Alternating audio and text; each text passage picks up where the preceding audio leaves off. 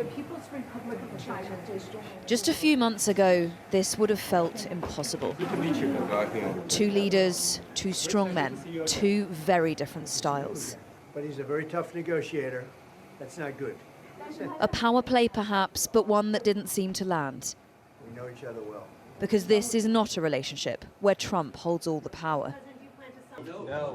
In a small room, they spoke big politics, how to lower the temperature on a trade war that at its worst ground almost all business to a halt. And there are clear attempts to endear. I always believe that China's development goes hand in hand with your vision to make America great again. After they seemed buoyed up by what they'd achieved. Agreements on rare earths, tariffs and the purchase of soybeans.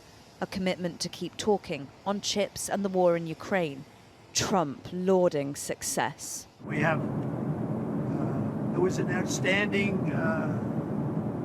group of decisions, I think, that was made. A lot of decisions were made. Well, I guess on the scale from 0 to 10, with 10 being the best, I would say the meeting was a 12. Trump's tour of Asia is now over. It's China's turn for diplomacy here. Outside, a staged welcome party of expat Chinese chanted to welcome their leader. But the people had clearly been told not to speak. Sorry. Interviews swiftly interrupted.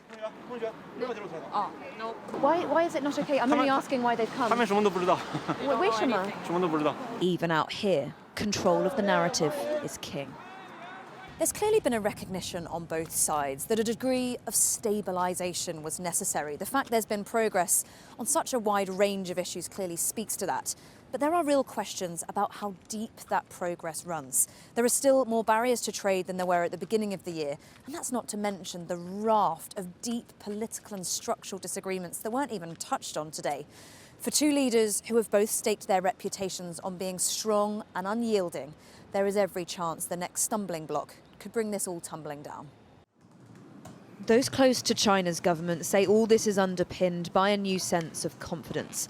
Matching strength with strength is working. We know that situation is, of course, it's bad, it's difficult, but we also know there is a limit of power of the United States. China is more willing to take the risk because we think the foundation of the China's long-term development is in China, not out of China.